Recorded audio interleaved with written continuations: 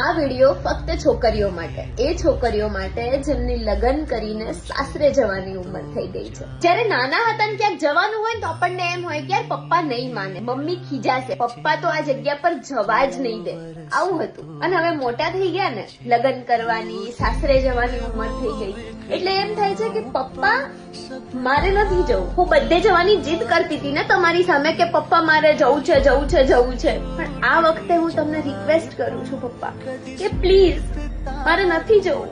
હું નાના ભાઈનું ધ્યાન રાખીશ, હું મમ્મી સાથે ઝઘડો નહીં કરું, હું ઘરનું બધું કામ કરીશ, બધાને સાચવીશ, તમારી પાસે રહેવું છે પપ્પા.